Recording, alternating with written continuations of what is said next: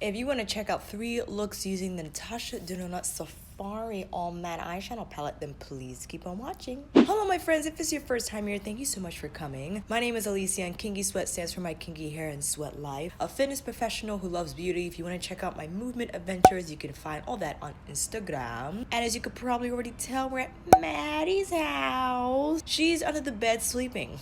She's been really liking that location, so I let her do her thing. Don't bother her at all. I'm gonna give you a warning. The lighting in here is just aggressive. If you see major changes going on, that's what happens when you're at Maddie's house. And also, if you're from New York, we're right on 10th Avenue and the traffic is atrocious. My mic is next to me, but it might pick up some of the noise, so I apologize in advance. I have an extensive review of this palette already on my channel. If you want to check that out, I will link the video up above and down below. In this video today, we're just playing with it because some of you had expressed frustrations with it. This has been one of the more polarizing palettes in the NATASHA DENONA family. I feel dysentropic. A lot of people hate it and a lot of people love it. From using this palette, I find the best way to apply these shadows are with punch-like motions that don't require a lot of blending. I find when you swirl too much, it can do weird things, but that has just been my experience. Today we'll go over 3 looks that I hope are not too difficult to follow or to replicate, and also maybe you could pick up some techniques that we touch upon in this video. So let's get started.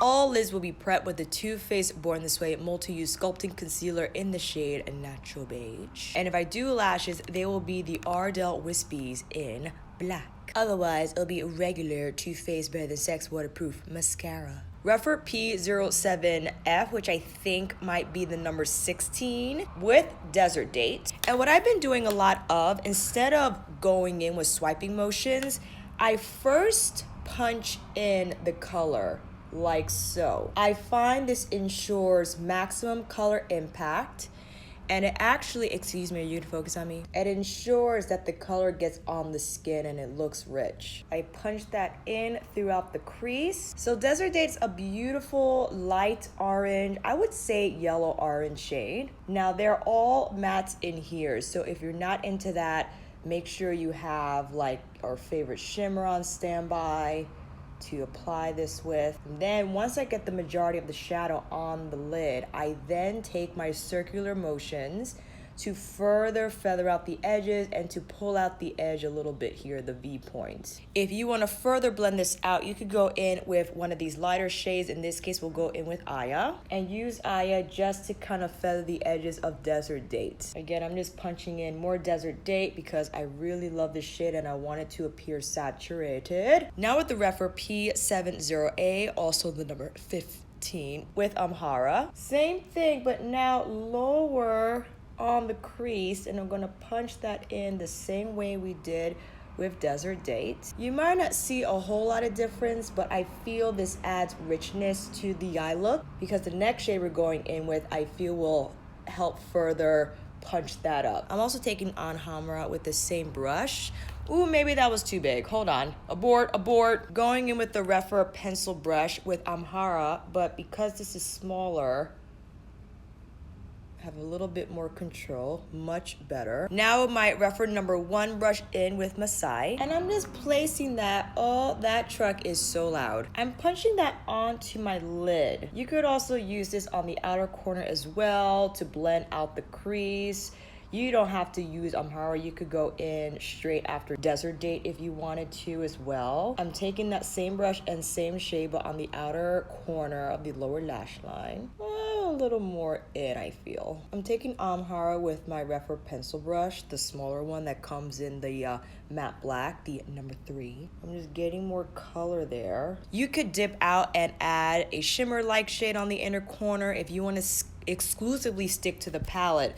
Then in this case, we'll go in with Aya again and use that same pencil brush to lighten up the inner corner. Back with my Refer 16 for a final zhuzh.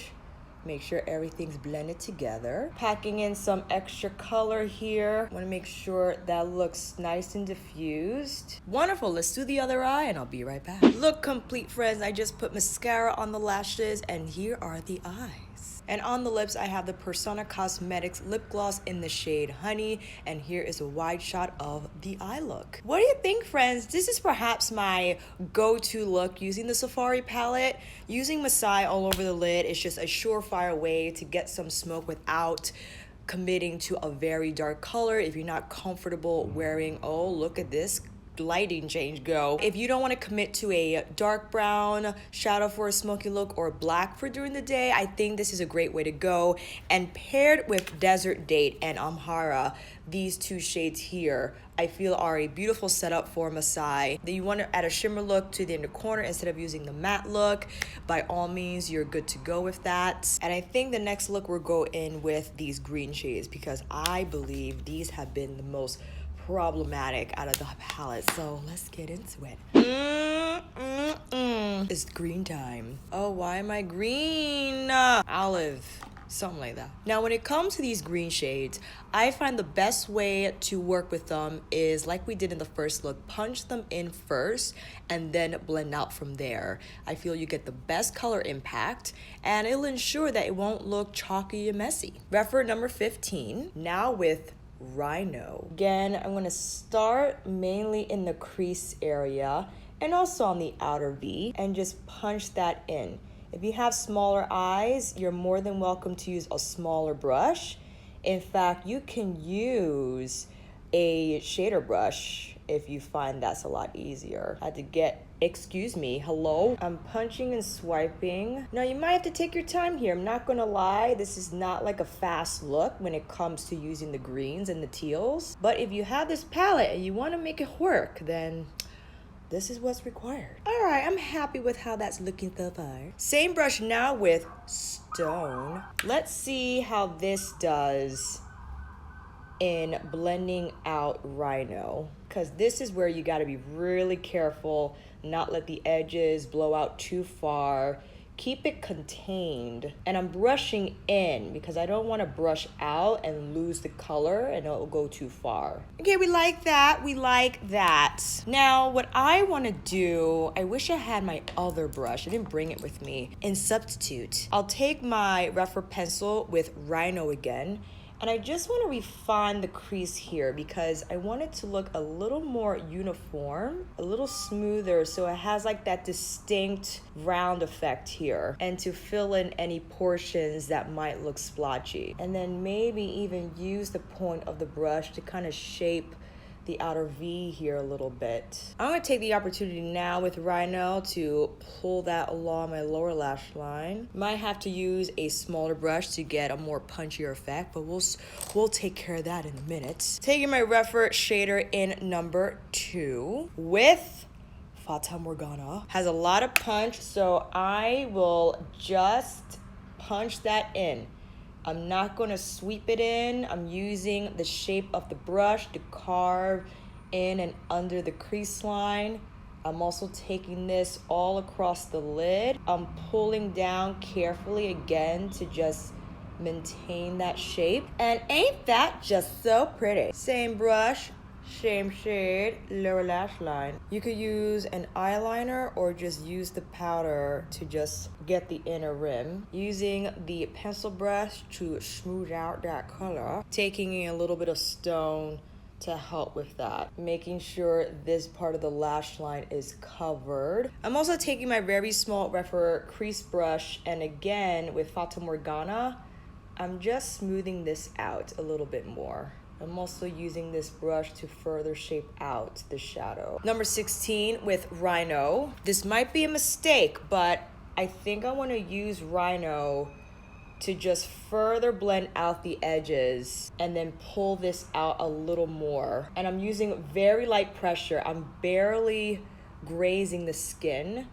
I don't want the skin to move. I want the bristles to graze so it can manipulate the color seamlessly and it not get out of hand. And I'm looking forward, I'm not looking down or up because I need to see how the shadow is shaping in real time, like as I'm actually looking ahead. Now, if you feel we got a little too much near the brow, I'll take my shader brush again, which is quite dirty, so let's wipe that. Going in with Stone, I'm patting that on and around the brow bone to kind of cut down on the blending that happened there. Now, I think this is a little too opaque, but it kind of did what I needed it to do. And with that, I'll go back with my number 16 and just smooth that transition out a little bit. All right, we like. Number 3 with Stone on the inner corner. I think that quite nice. I did get a little bit of fallout in and around my nose bridge. I'm gonna dust that off. I'm also gonna smooth this out using that same pencil brush we applied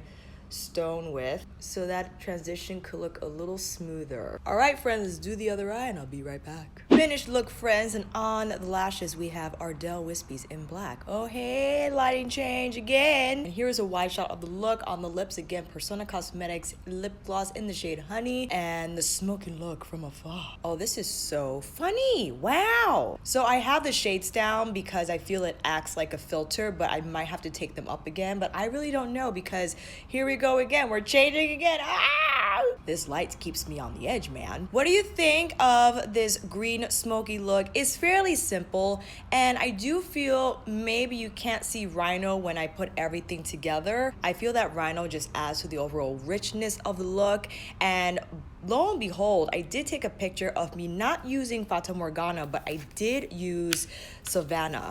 So I put this all over my lid one day. I think I finished my makeup around 11 a.m. and before I took it off around 8 p.m., I felt Savannah looked pretty good all over my lid. There was a little bit of transparency in terms of you could see a little bit of my lid, but I thought for the most part it looked quite smoky for those 8 hours, so can't complain. And I'll assume the same for Fata Morgana if I were to wear this until like 8 p.m. I love an all matte eye. I think it's the easiest way to create smoke, especially with this shade if you don't want to use traditional black or dark brown. I think the next and final look, I want to delve into the brown and that red. So, with that said, see you in a bit. Reference number 15 with Tamarind. This actually appears warmer in person, but because of the light, it's looking very cool toned. And as I've done with all the looks so far, I punch the color in first and then I swirl it around. Taking Thorn with reference number 1, I'm gonna pat that down on the outer V. And again, these mattes blend themselves. Tamarind again, just to smooth this out because it's a little... Oh my God. So I learned my lesson. Do not film before noon. Patting down more Thorn here. Thorn is not sticking. It could be because my lid's a little raw. Too Faced concealer with the small shader to carve out the lid. We're expecting like the utmost best performance, and I understand how people were frustrated with this formula. I don't think this is the same matte formula in her previous 15 pan palettes. Like, I think the Star palette as well as Lila and Sunset have a different, oh my God, have a different matte formula. So I feel this one has like more silicone in it and something that makes it more slippy. Really can't tell you what it is. Reference number 1 with Tribe. I'm gonna pat that down where we applied the concealer. Hakoda J242 with Tribe, but because this is smaller, I'm trying to get right where the crease line is. Taking my Refer pencil brush with Thorn, punching in more color on the outer V as well as the crease. I definitely want to get more Tamarind in here, so I take my Refer number 16, Tamarind, and now let's zhuzh. Zhuzh away. These colors do have a lot of kickback in them. Punching in more Tribe to bring back what I lost from that zhuzhing. There we go. Much better. Taking Aya again with my pencil brush in the matte black in number 3. I'm gonna use that for my inner corner highlight. Oh, I just realized I did not do the lower lash line. I'm so crazy. I'm gonna take the same pencil brush on the inner third with Tribe, Thorn with the same pencil brush on the outer V, Tamarind with my number 1 to zhuzh those colors together. All right, friends, let's do the other eye and finish this video. Finished look, friends. Same Ardell Wispies on the lashes, and here is the look up close. On the lips, I have the Persona Cosmetics lip gloss, again in honey, but I lined with the Makeup Forever Artist Color Pencil in the shade Versatile Chestnut 610. I love how this came out. It was a little dicey in the beginning because Thorn was giving me problems in terms of sticking to my crease, but then this eye was fine. So I think it all depends on my lid skin, and one side is definitely better than the other when blending out crease and outer corner shades. I love the red on the majority of the lid and it being diffused by the brown. That's one way you can go. You could also just use the red all over the lid, or maybe just on the lower lash line, or you could just throw on Thorn on the whole lid and make like an exclusively all brown smoky eye. Tamarind is such a beautiful shade to blend out the browns with, especially Thorn and Shade. They're the warmer of the browns. In terms of the greens you have to pack on. Make sure you don't blend them out or over blend them out. They're best packed on, and I think that's how you'll get the best color impact. Yeah, I love Safari. I think it is a great all matte palette in terms of the colors, and if you have the palette and you feel frustrated with it in terms of not knowing how to use it, not knowing how to combine the colors, hopefully this video will help you with that. As far as if I would pick this over Biba, I would get Biba over Safari simply because Biba has a lot more textures. I believe is a lot more user-friendly. You have the cream to powder matte, and then you have the more traditional creamy matte, and then you have 3 shimmers in there. I don't mind an all matte look, but if that's definitely not the route you want to go, then Safari is not for you. I think Safari is more for the person who loves to combine different shades, different colors, and just have a little more adventure in terms of navigating that eyeshadow palette. But I would definitely pick Biba in terms of the most recently released products, or eyeshadow palettes I should say.